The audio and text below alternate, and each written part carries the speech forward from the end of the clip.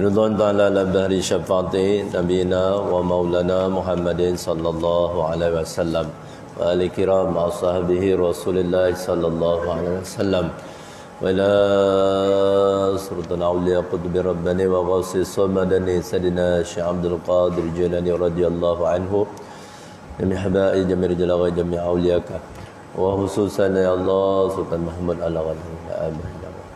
الفاتحة. أعوذ بالله من الشيطان الرجيم. بسم الله الرحمن الرحيم. الحمد لله رب العالمين الرحمن الرحيم مالك يوم الدين إياك نعبد وإياك نستعين اهدنا الصراط المستقيم صراط الذين أنعمت عليهم غير المغضوب عليهم ولا الضالين آمين.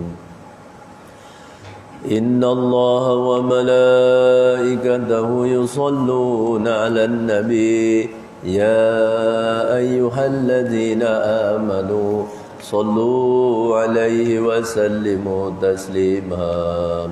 اللهم صل وسلم على سيدنا محمد وعلى آل سيدنا محمد بعدد رحمة الله.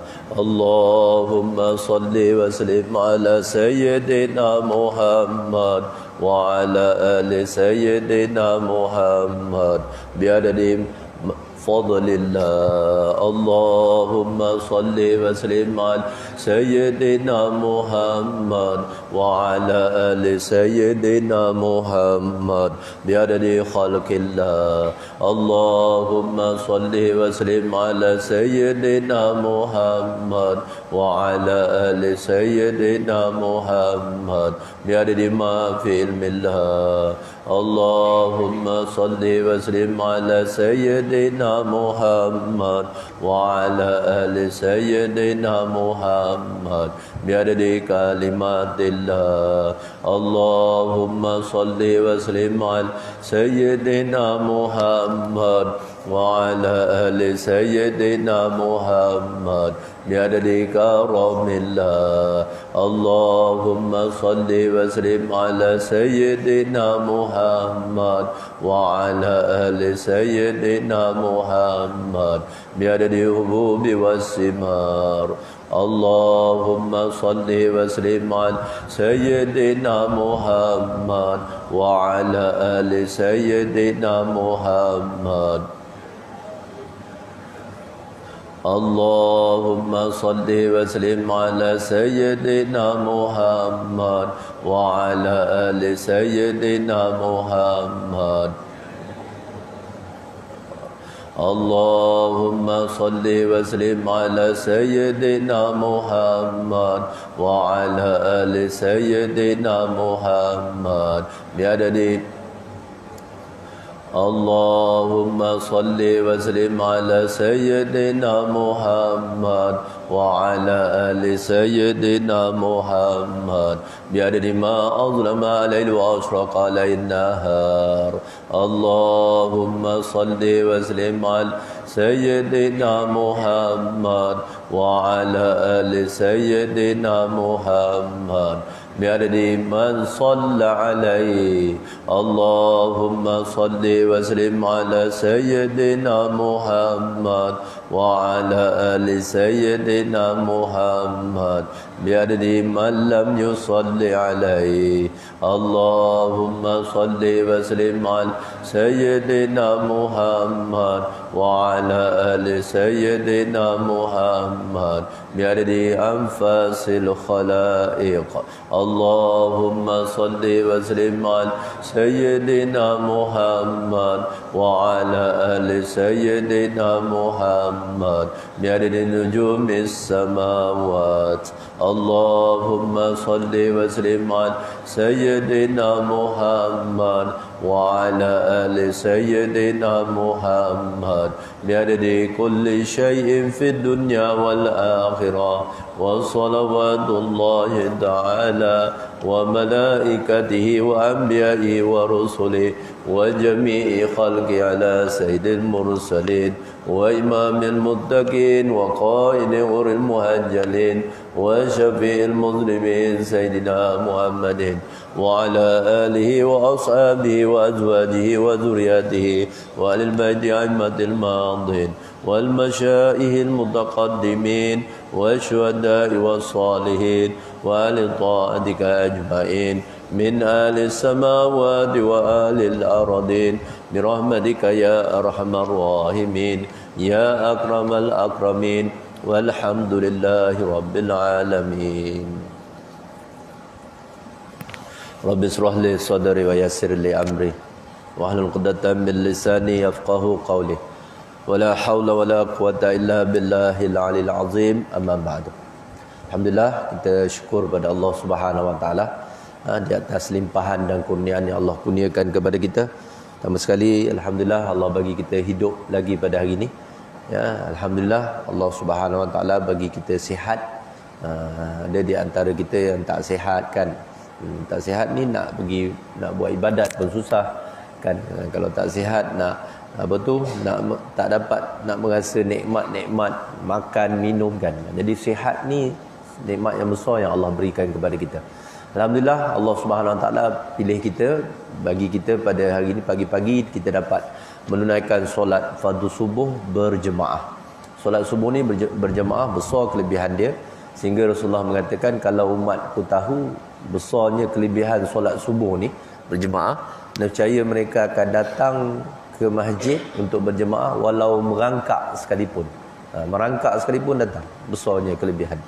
Alhamdulillah Allah Subhanahu Wa Taala beri rezeki kepada kita dapat membaca ayat-ayat suci Al-Quranul Karim, dapat baca Quran. Alhamdulillah. Ramai orang yang tak solat, ya, tak solat, masya-Allah. Ramai orang yang apa tu tak baca Quran. Tak baca Quran. Kalau tak solat, macam mana nak baca Quran? Kadang orang solat pun belum tentu dia buka Quran, baca Quran. Orang solat 5 waktu, belum tentu hari-hari dia buka Quran, baca Quran. Belum tentu. Jadi kalau kita dapat baca Quran, buka Quran, alhamdulillah, besar. Di antara waktu yang bagus kita baca Quran ni, bagus itu sebelum subuh ya. Sebelum subuh kan, kita bangun pagi tu, lepas sembahyang tahajud apa semua tu kan, ambillah Quran, bacalah Quran. Sangat baik. Sangat bagus begitu. Yalah waktu bila-bila pun bagus. Tapi di antaranya waktu sebelum subuh ni dia memberi kesan pada hati kita lah. Cepat baca dia. Baca Quran. Alhamdulillah kita bersyukur pada Allah Subhanahu Wa Taala. Allah Subhanahu Wa Taala beri rezeki kita boleh berzikir kepada dia, mengingati dia. Ya, dan kita bersyukur juga kepada Allah. Allah bagi kita peluang untuk kita berselawat kepada junjungan mulia baginda Nabi kita Muhammad sallallahu alaihi wasallam. Kita masih lagi berada dalam bulan Rabiul Awal. Hari ini 23 24 Rabiul Awal.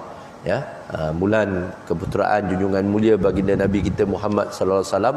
Di mana-mana saja di seluruh dunia ini, bulan Rabiul Awal ini, umat ni banyak membaca selawat kepada Rasulullah. Ya, banyak membaca selawat.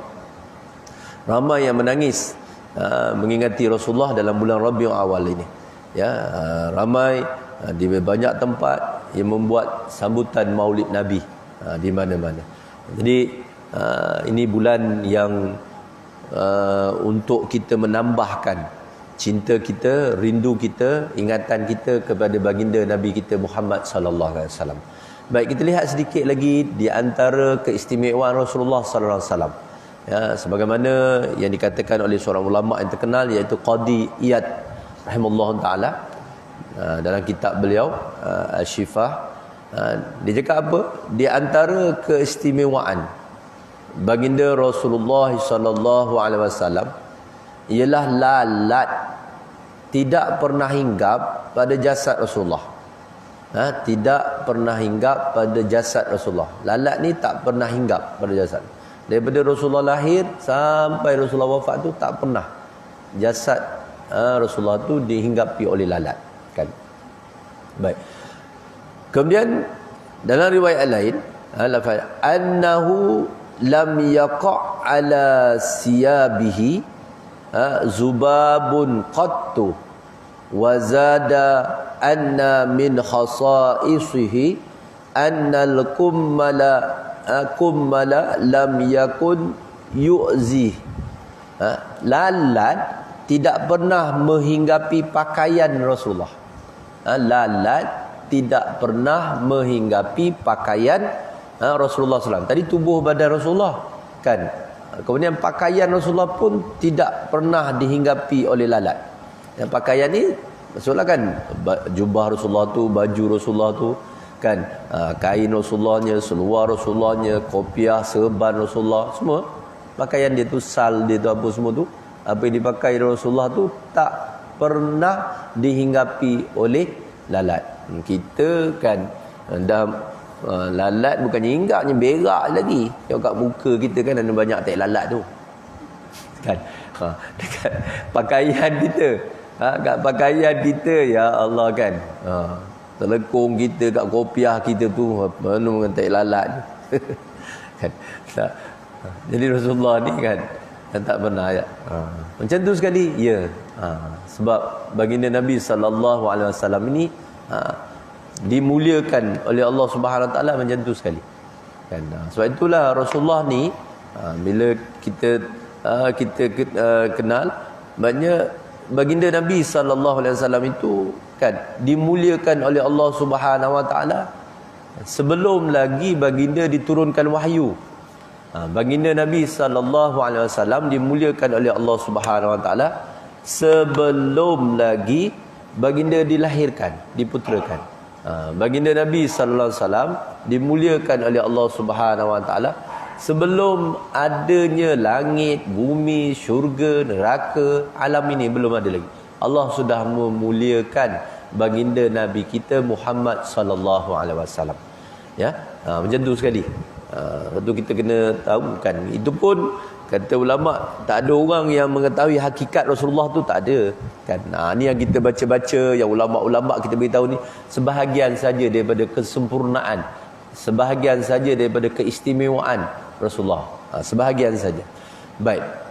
Jadi lalat tidak pernah menghinggapi batang tubuh Rasulullah, dan lalat juga tidak pernah menghinggapi pakaian Rasulullah SAW.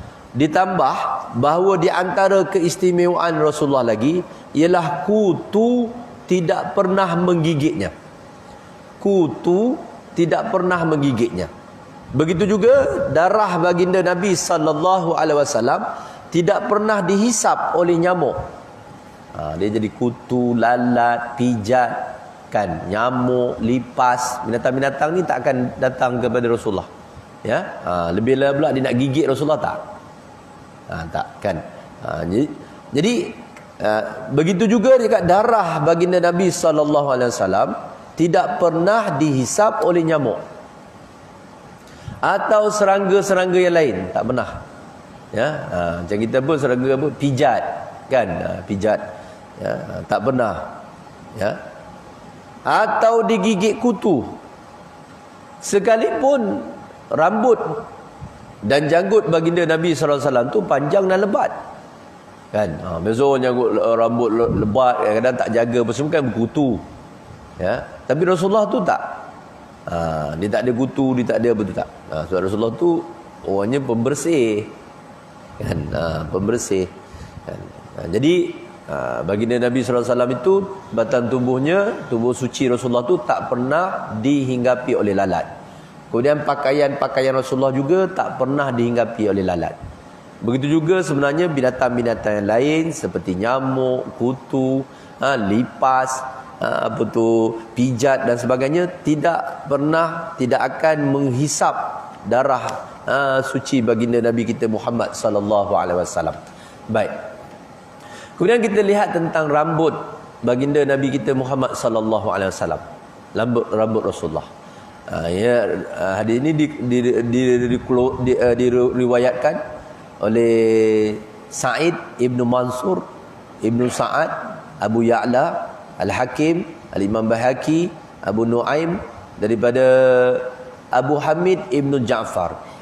Ini daripada ayahnya, berkata, inna Khalid al-Walid faqada falan suwatan lahu yauma Yarmuk fatalabaha hatta wajadaha wa qala i'tamara Rasulullah sallallahu alaihi wasallam fa halaqa ra'sahu fabtadara an-nasu jawaniba sya'rih fasabaqatuhum ila nasiyatihi faja'altuha fi hazihi falan suwah falam ashhad qitalan wa hiya ma'i illa ruziqatun nasr. Abu Hamid Ibnu Ja'far ni meriwayatkan, dia cakap daripada ayahnya berkata bahawa Sayyidina Khalid Ibn Walid, panglima perang yang terkenal tu, ya, pemimpin kita, orang Islam, panglima perang yang terkenal tu, dia ni pedang Allah kan, ya, bahawa Sayyidina Khalid Ibn Walid telah kehilangan songkoknya, songkok dia.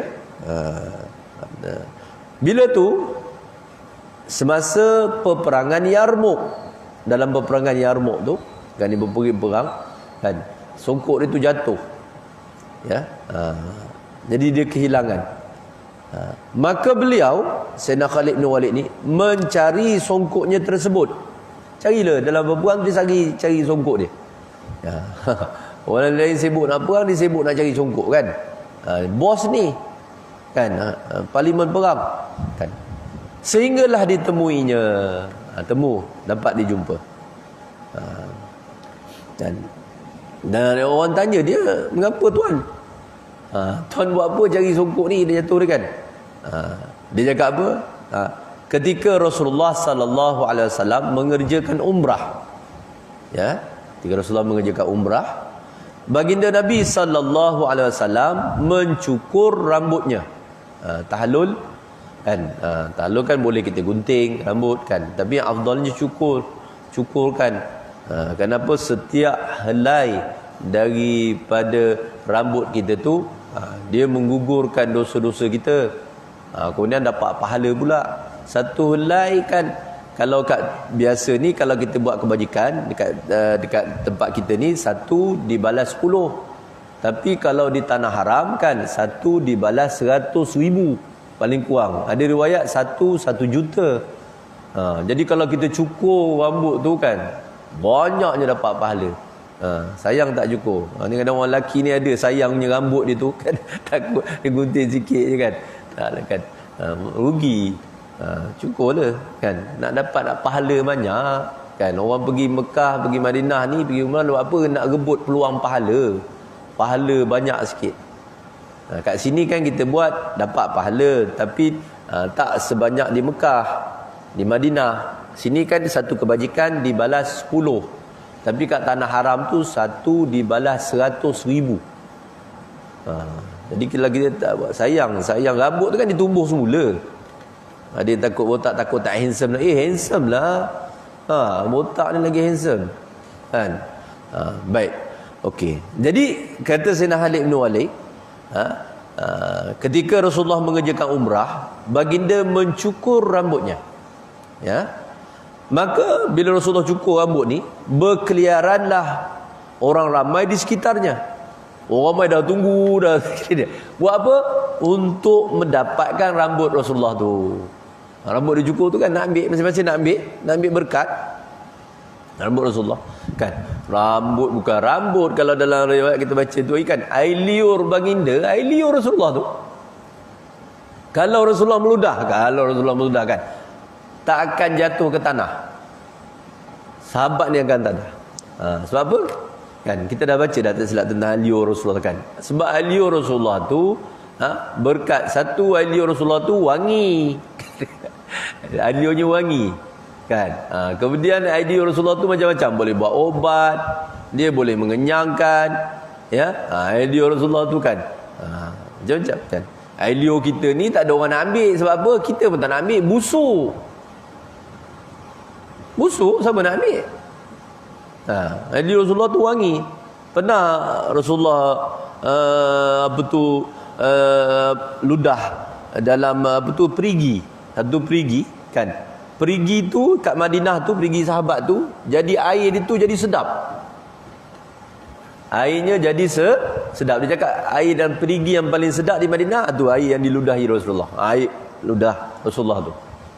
Kita kalau ludah tak payah dalam perigi lah kan, dalam balang air tu cuba kau ludah, basi terus air kan, tak ada orang nak minum kan. Rasulullah sallallahu alaihi wasallam, air liur Rasulullah tu dia boleh jadi air yang tawar, air yang masing jadi tawar. Rasulullah ludahkan. Jadi masya-Allah. Kalau Rasulullah berwuduk tu, Rasulullah berwuduk, berebut-rebut sahabat. Nak tadah sisa-sisa wuduk Rasulullah tu kan, air tu kan dia tak ambil. Dia nak sapu kat, masya-Allah. Jadi begitulah bila Rasulullah mencukur rambut, jadi sahabat-sahabat dia dah tunggulah ramai. Nak ambil rambut Rasulullah ni. Nak ambil rambut Rasulullah tu, nak ambil berkat, nak simpan. Jadi maka berkeliaran dah, kata Sayyidina Khalid bin Walid ni, orang ramai di sekitar Rasulullah tu untuk mendapatkan rambut Rasulullah. Aku, kata Sayyidina Khalid bin Walid, dia orang gagah kan, parlimen kan, aku mendahului mereka. Jadi dulu aku depan, lalu aku berjaya mendapat rambut Rasulullah di bahagian ubun-ubunnya, ubun-ubun suci Rasulullah, rambut bahagian tu dia dapat kat Sayyidina Khalid bin Walid. Berapa banyak tu dia tak cakap, dia cakap dia, rambut kat ubun-ubun tu dia dapat bahagian dia. Lalu aku meletakkannya, dengar tu Sayyidina Khalid bin Walid cakap, aku letakkannya di dalam songkokku ini. Tu dia letak dalam songkok rambut Rasulullah tu, ya. Dalam songkok rambut Rasulullah. Setelah itu dia pakailah songkok tu ke mana-mana. Dan aku pergi menyertai peperangan kan, bawa songkok ni aku pakai bersamaku, melainkan dia cakap aku akan mendapat kemenangan. Maknanya tak pernah kalah lah, tak pernah kalah. Kalau dia bawa ni kan, dia alhamdulillah Allah beri dia kemenangan. Di antaranya berkat rambut baginda Nabi kita Muhammad sallallahu alaihi wasallam tu kan. Jadi rambut Rasulullah ni banyak yang berada sekarang kan, dekat para keluarga Rasulullah, para ulama dan sebagainya kan. Kalau kita kat Malaysia ni kan beruntung, ada pameran tu yang dibuat oleh Profesor Manan Embung tu kan, tu ada rambut Rasulullah kan, kita boleh tengok, lihat. Rambut ni lah sekali cukur ada berapa ratus ribu helai Rasulullah kan.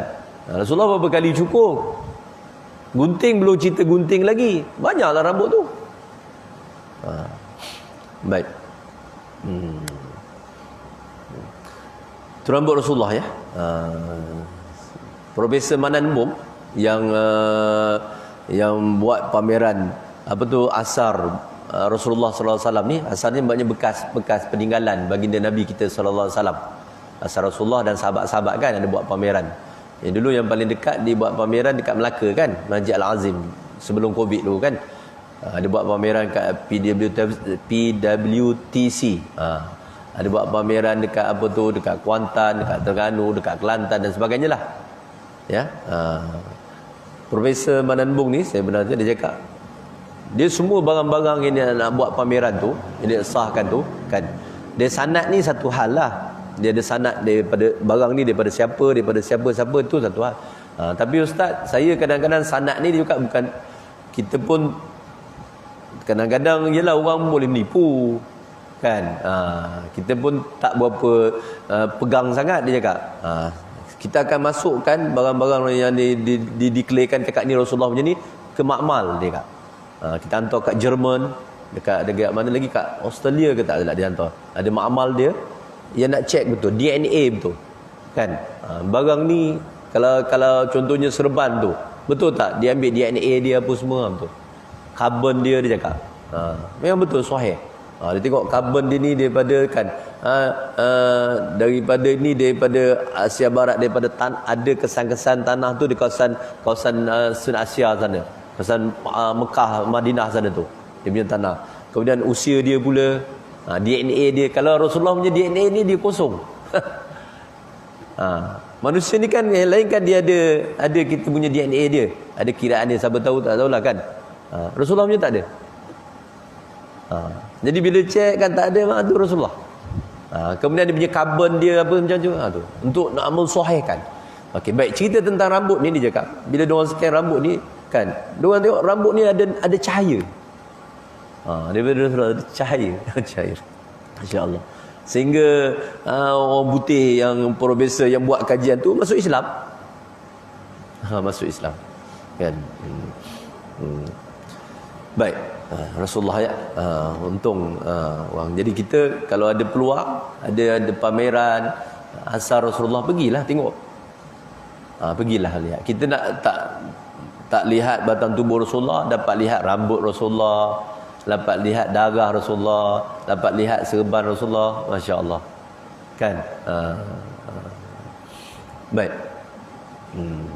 Itu tentang rambut baginda Nabi sallallahu alaihi wasallam. Jadi dipakailah. Kalau profesor mana pun kat dalam sungkuk dia tu ada tu rambut Rasulullah. Dia buat kan. Insya-Allah. Baik. Saya nak sambung tentang kitab ataupun risalah Mustika Ajaib karangan Tuan Guru Haji Abu Bakar Alim kita, tentang kelebihan dan keutamaan betul membaca Maulid Nabi, kan tu kan. Dan telah berkata Al-Halabi, seorang ulama dalam kitabnya, maka telah menghikayat oleh setengah mereka itu bahawasanya Imam Subki telah berkumpul di sisinya beberapa ramai daripada ulama yang ada pada masanya. Mengapa mereka berkumpul? Kerana khatam membaca kitab. Khatam membaca kitab. Dulu seronok kan, namanya jadi perkumpulan mereka ni khatam Al-Quran, khatam kitab, macam tu kan. Kita mana ada sekarang. Kita jadi kumpul sebab apa? Family day, birthday kan, kerja kahwin. Tu je kerja kita kan. Orang dulu ulama ni dia kumpul kerana agama. Kumpulnya kerana agama. Masya-Allah. Khatam kitab, dapat khatam kitab tu rasa seronok je. Syukurnya kepada Allah Taala dapat khatam kitab. Buat kenduri, buat majlis. Jadi ada majlis khatam kitab, ada ulama besar pada waktu itu, Imam Subki pun datang. Ya, berkumpul bersama dengan ulama-ulama lain. Ramai. Kan. Kemudian ada seorang berkasidah. Ada satu orang alim kan, dia berkasidah. Pada setengah kasidah dia, kalau nama tukang kasidah dia As-Sarsari Al-Hambali rahimahullah taala. Ya. Dia berkasidah. Setengah daripada kasidahnya itu dalam perkara memuji akan Nabi sallallahu alaihi wasallam. Ya. Mana kasidah itu memuji Rasulullah. Kan, nyanyi ni kan ada asal hukum je harus. Kadang-kadang menyanyi itu jadi sunat. Kadang-kadang menyanyi itu jadi haram. Kadang-kadang menyanyi itu jadi makruh. Bagaimana sunat menyanyi bagus kita memuji Allah, memuji Rasulullah sallallahu alaihi wasallam, kan, atau nak naikkan semangat untuk surat untuk cintakan agama negara kan, itu bagus. Haram apa kalau nyanyi itu untuk memuja-muja setan, memuja nafsu kan. Baik. Adapun apa dalam syair itu, dalam pujian itu kepada Rasulullah kan, dia cakap apa? Artinya semolek-molek, maknanya seelok-elok, sebaik-baik tulisan Orang yang menulisnya, satu orang yang dia mempunyai tulisan yang cantik, katakan khat, dia tulis khat ni cantik sangat, dia tulis pandai dia, kan? Kita panggil dia, dia tulis. Seorang yang mempunyai tulisan yang cantik, dia tulis khat yang menggunakan tulis khat yang sangat cantik, guna dakwat daripada emas. Hebatnya kan, ambil dakwat daripada emas, tulis di atas kertas perak. Macam tu sekali. Yang tukang tulis yang paling cantik tulisannya, tulis pula gunakan dakwat daripada emas, tulis di atas kertas daripada perak. Tulis apa tu? Kerana memuji akan Nabi sallallahu alaihi wasallam, pujian kepada Rasulullah. Tulis pujian kepada Rasulullah sallallahu alaihi wasallam. Itu pun kata ulama ni sedikit benar pujiannya. Sikit saja pujian. Betul, dah bagus, dah memuji Rasulullah tu.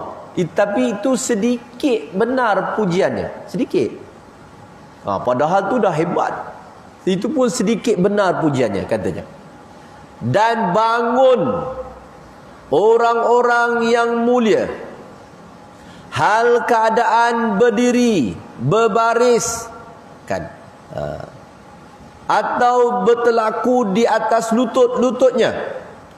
Bila itu, pada ketika mendengar akan kisah diperanakkan Nabi sallallahu alaihi wasallam. Kan bila diceritakan, kalau dalam kitab Maulud Dibat ni, wada'at, bila dilahirkan, bila bondanya melahirkan Rasulullah sallallahu alaihi wasallam dalam keadaan syakiran, hamidan, apa tu, dalam keadaan Rasulullah lahir dalam keadaan suci, bersih, kemudian lahir dalam keadaan sujud, kan. Dia cerita tu, orang bangun. Kita bangun berdiri, kan, kalau tu baca ya Nabi salamu alaika, ya Rasul salamu alaika, berdiri tu ramai-ramai, kan, buat marhaban, kan. Berdiri tu bila dengar tentang Rasulullah dilahirkan, tu berdiri, mahali qiyam dipanggil, tempat berdiri. Bila dengar Rasulullah dilahirkan, berdiri. Jadi dalam majlis tu, kan, Imam Subuki, kan, dibacakan tu. Jadi orang ni berdiri, kata si kasidah ni, yang tukang bagi kasidah ni, dia cakap, ya, itu pun berdiri ni, pemimpin-pemimpin ni berdiri, ulama-ulama ni berdiri, orang besar ni berdiri, kan, orang alim berdiri ni, itu pun sedikit juga kehormatannya. Mana? Berdiri kerana memuliakan baginda Nabi sallallahu alaihi wasallam ni. Bila dengar cerita tentang dia lahir, kita bangun berdiri kerana memuliakan. Ini kata ulama sedikit. Betul kita memuliakan Rasulullah, tapi sedikit benar juga sedikit, itu pun sedikit juga kehormatannya. Faham tak? Kan buat orang Wahabi, dia cakap tak boleh buat maulid ni, kan, buat maulid ni tak boleh sebab bid'ah satu hal.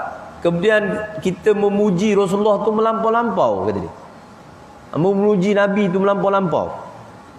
Ni macam orang yang orang Nasrani, orang Yahudi pula. Melampau-lampau apa? Apa yang melampau? Kau tahu tak yang dikatakan melampau tu macam mana? Tahap yang dikatakan melampau. Ulama mengatakan, ini ulama, bukan orang bodoh-bodoh. Dia mengatakan itu, bangun tu, berdiri tu, kerana memuliakan kelahiran baginda Nabi sallallahu alaihi wasallam. Itu dia cakap, itu pun sedikit juga kehormatan, sedikit saja kehormatan kita kepada Rasulullah. Apa tidaknya? Dia buat dalil, kata dia, Allah Ta'ala, Allah telah menulis akan namanya, nama Rasulullah sallallahu alaihi wasallam itu di atas arasy. Allah sendiri telah memuji Allah hamba dia ni, kekasih dia ni, Rasulullah sallallahu alaihi wasallam. Allah sendiri telah menulis, maknanya meletakkan nama Rasulullah sallallahu alaihi wasallam itu di atas arasy. Kerana apa? Kerana membesarkan bagi Nabi sallallahu alaihi wasallam yang martabat setinggi-tinggi martabat. Sedangkan arasy tu kan puncak alam dipanggil dah. Alam ni atas, arasy tu paling atas sekali, kan. Letak nama Rasulullah tu ke atas tu. Allah muliakan Rasulullah. Namanya saja diletak di atas arasy. Setakat kita memuji Rasulullah dengan berdiri, Kan menghormati Rasulullah kecil sangat macam tu. Ulama kita mengatakan. Ya, maka apabila sampai pada perkataan tukang baca kasidah ni tentang apa tu wa antan hadal asyraful inda samaihi, maknanya nama Rasulullah tu diletakkan di atas aras tu, Imam Subuki pun bangun dalam majlis tu. Dia pun bangun berdiri. Kan? Dan sekalian orang-orang yang hadir dalam majlis itu pun bangun. Berdiri berbaris. Bangunlah semua. Ulama-ulama yang ada tu semua bangun. Pemimpin-pemimpin yang ada pada tu bangun berdiri. Kerana apa? Kerana bersetuju. Ya, kerana bersetuju. Dan mensahkan barang yang disebut akan dia oleh Sarsari ni, tukang baca kasidah ni. Maka dengan sebab itu jadilah kesukaan. Kerana keriangan yang besar dalam majlis tu. Jadi kesukaan. Jadi keriangan. Kenapa? Kerana memuliakan Rasulullah. Yang kedua, gembira dengan kelahiran seronok. Dengan kelahiran baginda Nabi kita Muhammad. Itu yang kita buat. Kan? Jadi berdiri itu macam tu. Kita berdiri tu satu kerana nak memuliakan baginda Nabi kita sallallahu alaihi wasallam. Itu biasa sekarang kan. Sekarang pun kalau ada orang besar datang semua kan kita berdiri. Adab dia, protokol dia. Berdiri kan. Ada orang datang, ada YB datang, menteri datang ke apa, raja datang ke kan. Kan kita berdiri. Kalau masuk, contohnya kalau nak kat mahkamah, kalau hakim datang kan semua berdiri. Biasa. Ini Rasulullah sallallahu alaihi wasallam. Jadi berdiri itu kerana memuliakan Rasulullah sallallahu alaihi wasallam. Kemudian berdiri itu kita rasa gembira, syukur kepada Allah Subhanahu wa taala kerana dia anugerahkan baginda Nabi kita Muhammad sallallahu alaihi wasallam. Baik, kata Imam Abu Shammah. Siapa ni? Guru kepada Imam Nawawi.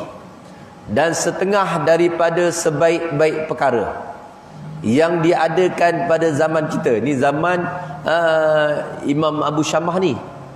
Ya, dia cakap apa? Setengah daripada sebaik-baik perkara yang diadakan pada zaman kita ialah barang yang diperbuat akan dia pada tiap-tiap tahun pada hari yang bersamaan bagi hari diperanakkan Nabi kita Muhammad sallallahu alaihi wasallam. Buat apa? Buat maulid itulah. Tu. Barang yang di antara setengah barang yang paling baik ini lakukan juga.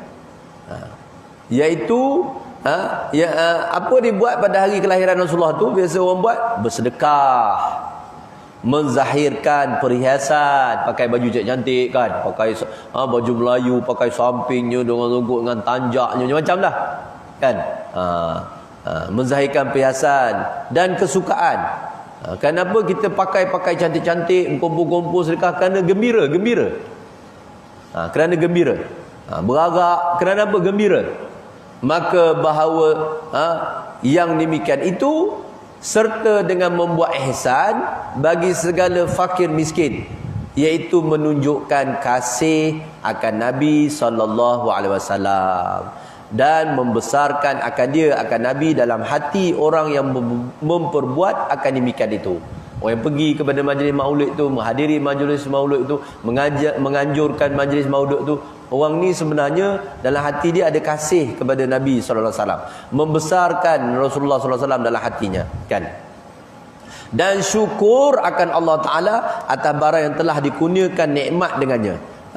Dengan dibangkitkan baginda Nabi kita Muhammad sallallahu alaihi wasallam, yang telah dijadikan akan dia Rasul rahmat bagi sekalian alam, kata dia.